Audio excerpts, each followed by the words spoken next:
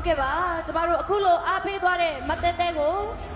မိမိရဲ့ရွှေပရက်ကိုလက်ဝဲအနံပေးဖို့အတွက် second generation ညီအမနှစ်ယောက်စလုံးကိုထပ်မံပြီးတော့ဖိတ်ခေါ်ချင်ပါတယ်ရှင်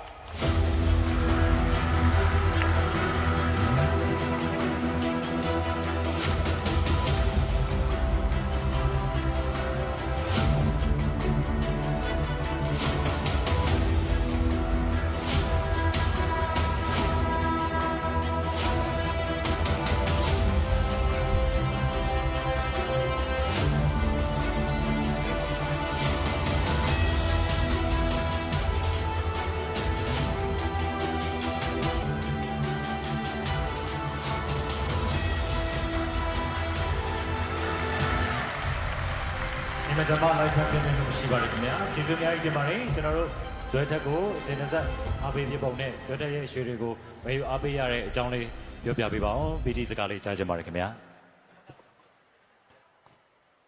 ဆွဲထက်ရွှေဆိုင်အရှိကနေဖြတ်ရင်တော့မဝင်ရင်မနေနိုင်ဆွဲထက်ကိုအရန်ကြိုက်တယ်ဝင်ဆောင်မှုအရန်ကောင်းတယ်ရွှေဒီဇိုင်းတွေလည်းအရန်ကောင်းတယ်ရွှဲဆက်ရွှေဆိုင်မှာရွှေဝယ်ဘယ်တော့မှအလေးချိန်ကိုတေချာမတွက်ကြည့်ဘူးစိတ်ချတယ်အရန်စိတ်ချတယ်အရန်တဘောချတယ်အကြောင်းမို့ဆွဲထက်ကိုအကြိုက်ဆုံးပဲအဆန်လေးအကောင်လုံးကဆွဲထက်မှစုထားတယ်အိမ်မှာတော့မထားဘူးအရန်ချိုင်လို့ အိမ်မှာရွှေတွေပဲစုတော့မှာပေါ့အမရွှေတွေပဲစုတော့ပါပဲ ကျေးဇူးတင်ပါတယ် ဟုတ်ကဲ့ပါထပ်မံပြီးတော့လဲအများကြီးစုနိုင်ပါစေ ပြောပြပါဦးခင်ဗျာ ကျွန်တော်ကတော့ယောက်ျားလေးဆိုတော့ရွှေနဲ့ပတ်သက်ပြီးထူးထူးခြားခြားတော့